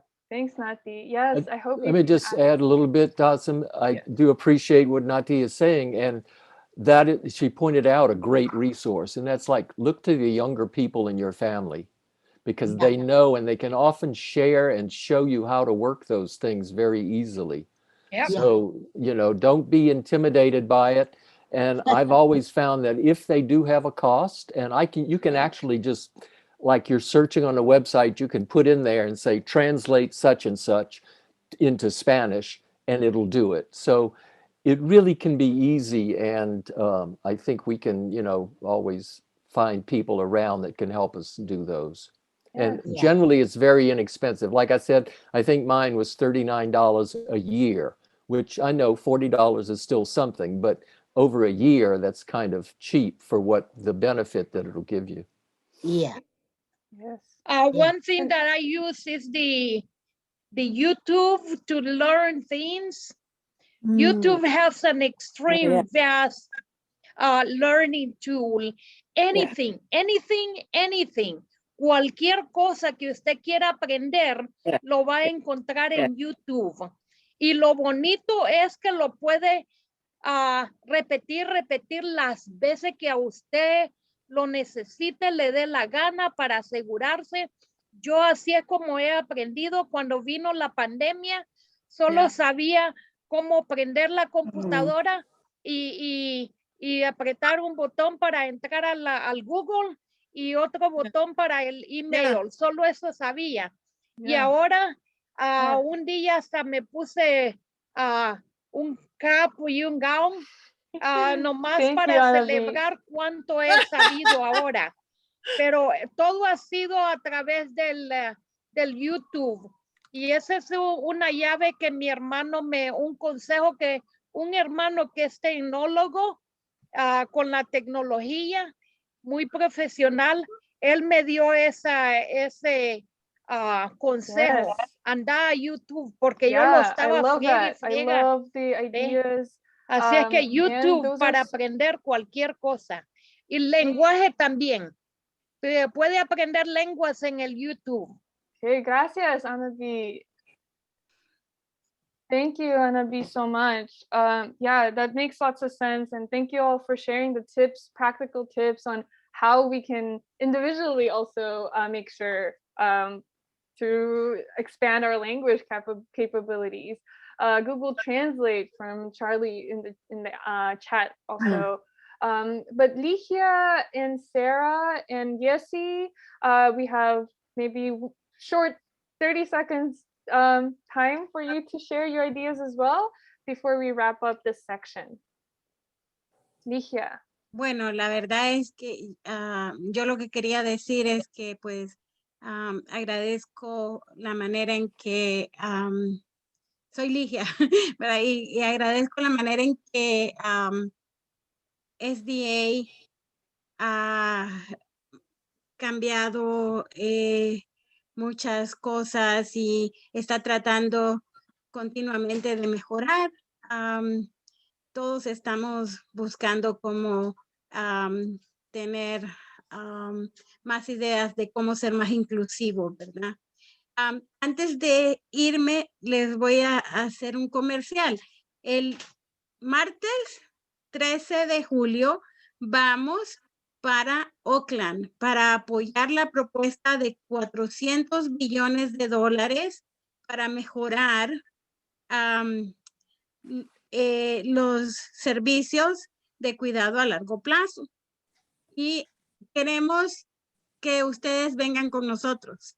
Nos vamos a reunir en el bar, en la estación del bar de City Center, así se dice allí, es de la, ya saben, en esa estación nos vamos a reunir a las 9 de la mañana. Y sí, lo siento, es que quiero decirlo antes de que todos ustedes se vayan, porque quiero que me digan quiénes van a ir antes de irse. Y por eso tomé el momento para hablar de esto. Pero sí, la justicia del lenguaje es para nosotros muy importante y queremos pues escuchar también de todos ustedes qué piensan. Gracias. Yo en cualquier viaje soy colita, allá voy. Nomás Bueno. díganme a dónde y allá voy. Bueno. Póngame en la lista. Sí, gracias. I just wanted to say really quickly that this is a really interesting conversation. For me, I see language justice as we're not making other people's decisions about what language they should speak or shouldn't speak. We are allowing everyone to have the opportunity to speak in the language they feel most comfortable in. And so it's not our role as people who speak English to tell somebody else that they should already be speaking English. It's our role to just be there to let everyone who wants to participate in our organization the opportunity to do so.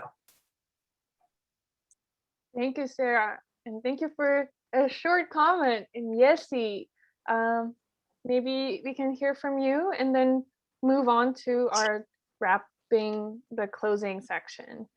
Hi, everyone. Language justice is very, very important because right now we're a diverse group in this, as we speak in this, Zoom meeting, we're a diverse community. And largely it's very important because in society we need to, there's different way of communicating with each other and we have to understand each other in different way. And the world is made of diverse people. And the most people who are affected in our community are diverse communities. So, in order to make changes, we have to come together as a diverse group and, and understand each other and being supportive of each other, because if we it's important to give space to other people, and diversity is what makes us stronger and to make changes. And what I might not understand, someone else might understand, or what I might understand, someone else won't probably understand. And kind of, understanding each other through language is very important so that, we can make things happen. And we are all diverse communities. So it's language learning and understand each other is very highly necessary. It's not that we want it, we have to have it, we want it, but we have to have it. It's very necessary. And it's beautiful. Thanks. Thank you very much, Yessi. Yes, thank you everyone for participating in this language justice conversation. And Mira, we are at 4 minutes till the end, so maybe you can put the comment in the chat. Because before we end the meeting, I want to make sure to. Elmira has her hand up. Yeah, I was just saying, if you could put the comment in the chat. In the chat. That way we can keep it, make sure it's noted, because we can save the chat. But also, if people want to stay after, we can certainly have some discussion afterwards. We just want to make sure to get announcements in before people leave, but please feel free to stay and talk after that. Right. Okay. Yeah, and then the announcements, along with the lines that everyone's input is important, please make sure to fill out our member feedback survey, so that we can keep making sure our meetings are accessible for everyone, and so that we can make sure to get funding to provide the programs that we provide, right? So this is really important for us. So please try to fill out the feedback survey before you start having lunch today. I put the link in the chat, but now I'm going to pass the mic back to Jessica. Can you email that out to the link since the chat's not accessible to all of us? Thank you. Great idea. Thank you. Absolutely. Thank you for that reminder. Dawson, is that the new link you shared? I'm a little worried that might not be the right link because we changed it. I shared the one in the, I shared the forum link. Yes, okay, they're the same. Those look like different links, but it's the same. Great, just wanted to check. Okay, so I have one announcement. You heard just now a comment from Yessie, and you may not be familiar with Yessie because she just joined the SDA staff a couple weeks ago. So we want to give her a big welcome. Her name is Yessie Koopman, and she has incredible personal experience with housing issues, with immigration. You can, ask her about her experiences, and she is going to be one of our housing organizers along with Freddie. Especially if you're interested in housing, but even if you're not, please reach out to Yessie, help her get to know SDA, and we'll put her email, or Yessie, you can put your email in the chat so people know how to reach you. And let's just do a cheer or applause to welcome Yessie. Hi, everyone. Thank you. Thank you for having me. I'm so excited. I look forward to get to know everyone. Thank you so much. I'm going to put my email in the chat. I look forward to hearing from you guys. Thank you for having me. Wonderful. It's great. It's been a great discussion. I really enjoyed this today. And now Sarah is going to announce SDA's virtual annual celebration. Hi, everybody. I'm going to actually, woohoo! So this is just the only graphic I can get up. So we're having our annual celebration, our big party fundraiser on August 11th. So it's coming right up in a little bit more than 1 month, 1 month and 3 days. So everyone can buy tickets online here at there's this little bit.ly here. That's where you can get the tickets. We are excited to announce that we're going to have Andrea Levant, who was one of the producers of Crip Camp, the Oscar-nominated movie. So she's going to be speaking, and we're also going to have a performance by the Bayanihan older adult choir. So maybe even some of you are members of that one. So that's going to be fun. And we have some other exciting entertainment coming up, and we'll have raffle prizes.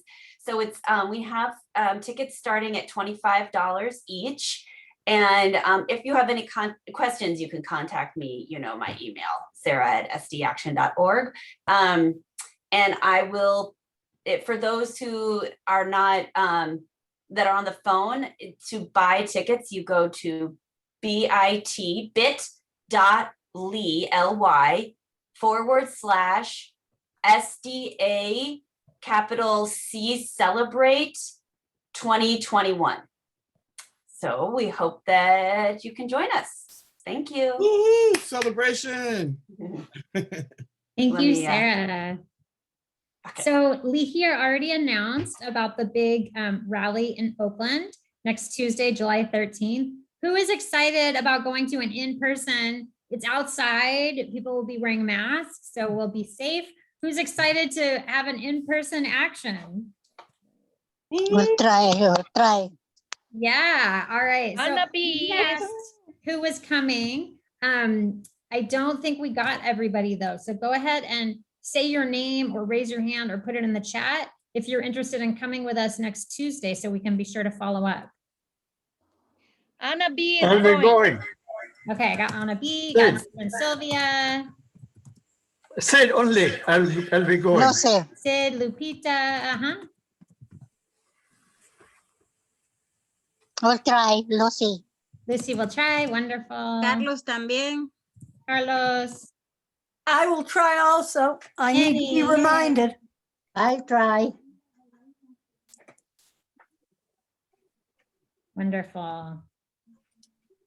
Okay, great. And it looks like, I believe David and Alice had an announcement. And if anyone else has an announcement, please raise your hand or put it in I the- actually wasn't going to, but I was just going to say, after this meeting at 1 o'clock, this is David Williams speaking on behalf of the California Alliance for Retired Americans. And we have our CARA CAT meeting at 1 o'clock by Zoom and phone after this meeting. I don't have the capacity, unfortunately, to put the links in the chat. So if you will either email me at iamdhw@comcast.net or phone me at 415-939-5149, I will get that information to you before 1 o'clock. David, I'm going to put the link in the chat if that works for anyone. Great. And if not, maybe stay after and let us know. Nice. Thanks. Unfortunately, I don't think we have the capacity for translation. But we'll talk about trying to do that. A big piece of the agenda will be about starting out the new campaign for building power for a universal long-term support services benefit in California. And a proposal that we have working with the Grassroots Coalition to get that done. That's good. Great. Thanks so much, David. Bisma has an announcement. Alice also has an announcement. Oh, go ahead. Okay, let's do Bisma and then we'll go to Alice. Hi, everyone. My name is Bisma. I'm the digital organizer for SDA. I did an introduction last time with y'all. I just wanted to put something on your radar, but I'm thinking of creating a timeline for senior and disability on our website. And so I just wanted to ask any members, because I know that there's a lot of knowledge here, if people did want to help me construct this timeline, to feel free to email me so that we can coordinate. It's still really rough in the process, so hopefully I'll have more information for people next time as well. But I just wanted to put that in case people wanted to help me with that process. Thank you. Thanks, Bisma. And Alice. Labor Fest is happening during the month of July. It's mostly virtual, and I don't have all the links, but you can just go to laborfest.com. you can go to laborfest.com or .net or .net.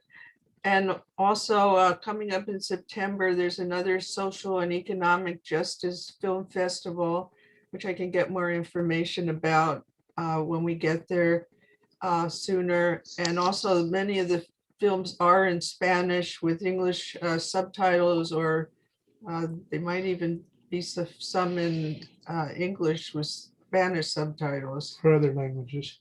And there's also other languages like Arabic and Italian, etc. It sounds good. Thank you. Carlos, do you have an announcement?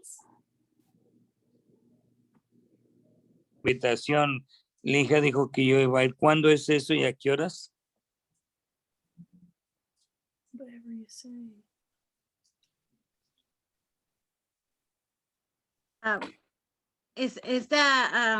Is all the information that I already sent on the WhatsApp group. Carlos, es toda la información que le mandé en el WhatsApp. ¿Te acuerdas de ir a Oakland? No, sí, pero aparte Sara estaba diciendo que quién o algo. Sí, de lo de miércoles ya sé. Eso no entendí. ¿Cuándo va a ser? Okay. All right. It's 12:06. Thank you for staying late. Pues yo me retiro. Buenos días. Bye bye. Gracias, Carlos. Bye-bye. Thank you so much to everyone for being here. I particularly want to appreciate all of the folks who talked about language justice, people with personal experience living in a very English-dominated place, and all the great ideas of how we can work together to achieve language justice and housing justice, right? We talked a lot about that today and talked about our victories. We know we're making progress. So hopefully that gives us all energy to keep going. Dawson has put the survey in there a couple times. Please, please, please stay for 5 minutes. Click on that link if that is accessible to you. Fill it out right now. We want your responses so we can keep improving. We are not going to have a general meeting in August. We often skip August. We have the annual celebration this year, and August is a little bit of a quieter month, so we'll have fewer program meetings as well. But we definitely want to keep in touch with each other, and we may be able to see some of each other in person. I think that covers it. Dawson, is there anything else to wrap up? Oh. All right, and feel free to stick around and chat. We can, if people have other thoughts from the housing discussion or language justice, we will stay on for a few minutes and go ahead and share. I just want to say, this is Freddie. I just want to say, great work, everyone. We did it. We got what we were asking for. It was a lot of hard work. And I'm specifically talking to all of you who called, emailed, participated in everything that we did in regard to the budget and going to the hearings. It pays off. This is just an example of how it pays off. And we're adding more people and we're doing more. So thank you so much to all of the members and allies, staff, board, everybody. Thank you too for having me. Thank you. Hey, this is Jamel. I agree just with you. wanna say I just thank want to say you. that. Great meeting. I was driving most of the time, but I was present through it all. Thank you, Jamel. And Jamel really spearheaded the wheelchair repair campaign. So congratulations and thank you to Jamel that is close to becoming a reality. Yeah. Yes. I'm looking for it. And for folks that Thank aren't you. members yet, I know there's a couple new folks. If you want to stick around for a minute, we'd love to talk about how you can become a member of SDA as well.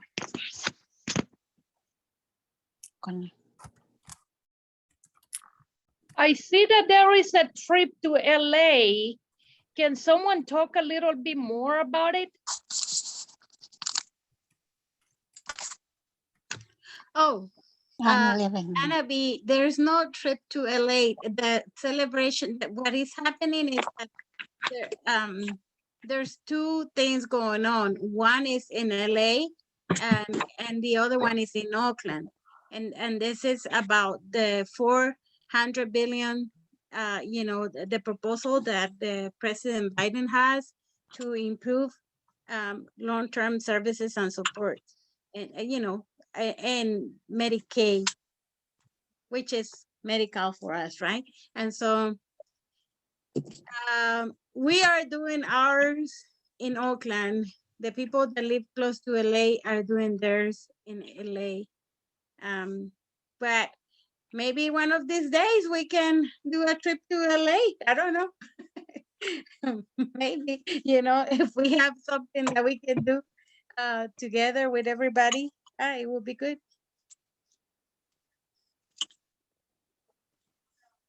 But for sure, we're gonna have trips to Sacramento. I mean, like pretty soon, I think, and I hope. Yeah. I just want to, sorry, Nati, before you speak, I just want to make sure people know our meeting is officially over. We're glad to have people stick around and chat, but if you need to get going to other things, feel free to leave. No, I'm leaving. But especially if you're new, please stick around for one moment. Go ahead, Nati. Okay, I'm leaving now because I have another meeting too. Okay. Thanks so much. I put on the chat. Thanks so much for being here. Sorry.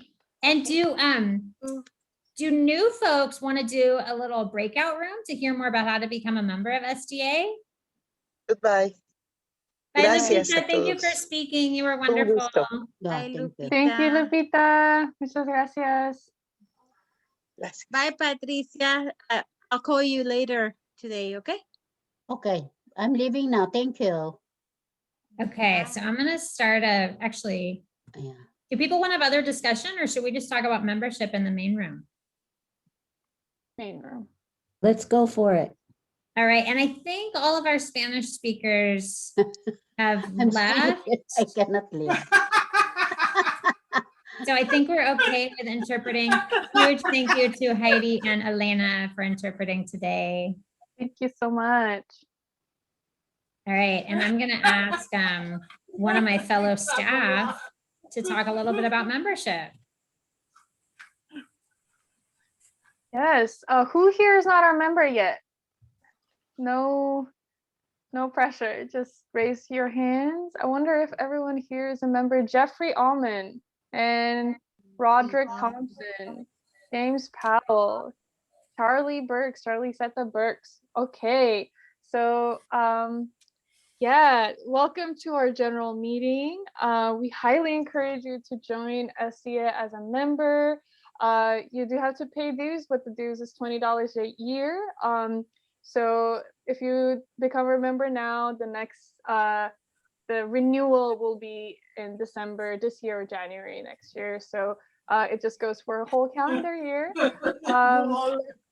Yes. Oh, amazing. That's exciting that that Jeffrey and James Powell are members. Thank you, Jessica.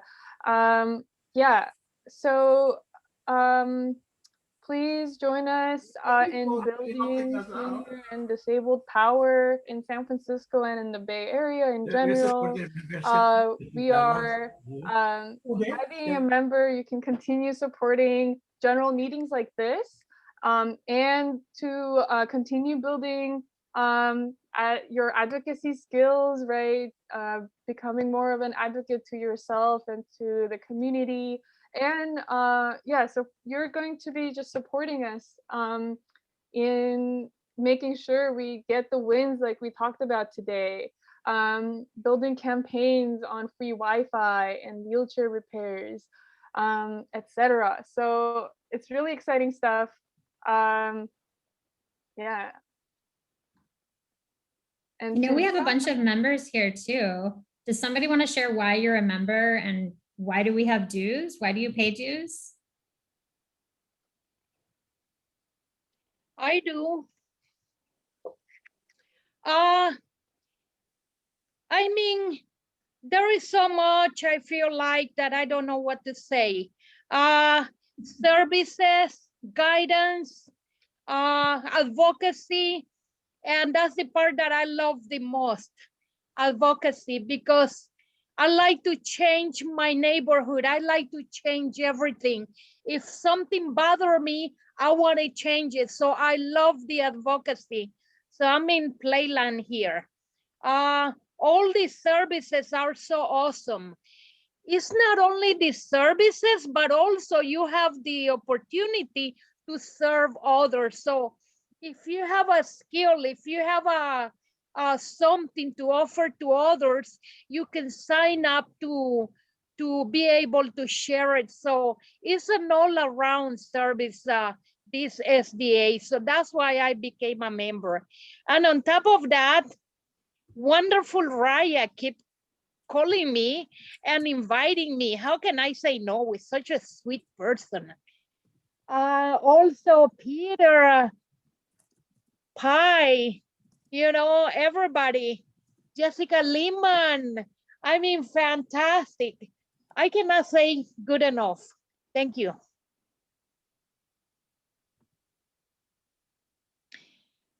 You also get to share whatever, anything that you know out there, bring it in. I mean, what's better? Woohoo.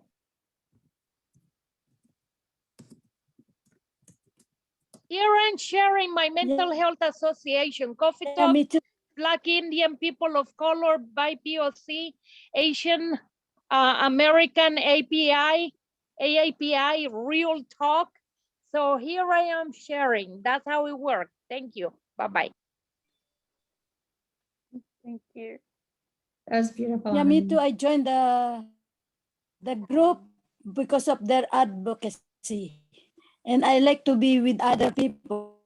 So I learn how to deal with different people from different nations. So that's why I joined this group. And I learn a lot. Thank you, Mira. With the other. Yeah, and you know, with the language, we are lucky. We are lucky in the Philippines because in the Philippines, when even in the first grade, they teach us how to speak in English. So that's why when we come here, we can speak English. But in order for me to deal with some Spanish, I tell myself I need to learn Spanish. So I went to school in order so I can speak Spanish. So it's up to the individual. If they like to improve themselves, I think they have to do something. It's not that we are all ready, we just stop studying. So to me, even I'm old, I like to learn something. I like to study and can talk to other people with a different language. That's why I know how to speak Spanish. Went to school for 3 months. Yeah, in order to wonderful. learn the Spanish. Thank you. Yep. So Is there anyone here who's not a member and wants to join now?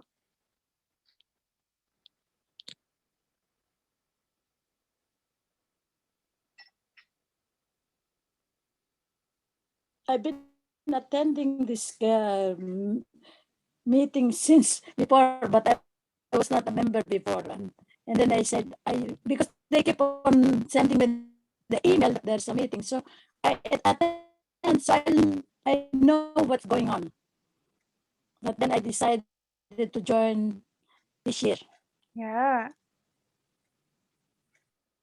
So Charlie, if you'd like to become our member, I'll put the link how to do that in the chat. You can just do it online, or you can basically all you have to do to become our member officially is just pay the dues so that we know, like, we count that as the beginning of your membership, because our meetings are open to everyone, right? So you can technically be participating even if you don't want to be a member, but we encourage you to support us and to be part of us so that yeah, like, so you have also a sense of ownership over this general meeting that we're making happen with our membership dues and etc. So the link is going to be in the chat, or you can send the dues to Jessica's address. No, actually our office is open now, so you can send it to our office, 1516 Mission Street, 400 California.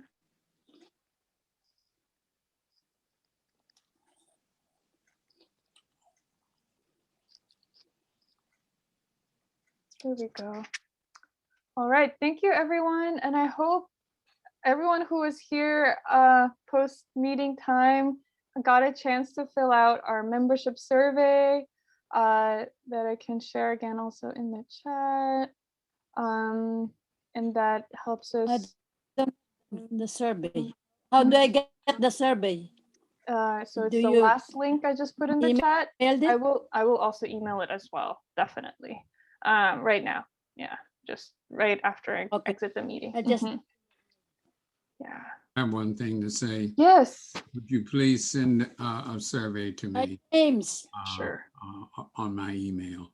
For sure. For sure. Thank you for the reminder. Okay. All right. Nice to see you, James. Thank you, wonderful people. Bye-bye. Bye. Bye, Anna B. See ya. Bye, everyone. Bye-bye. Bye. Thank you. Bye.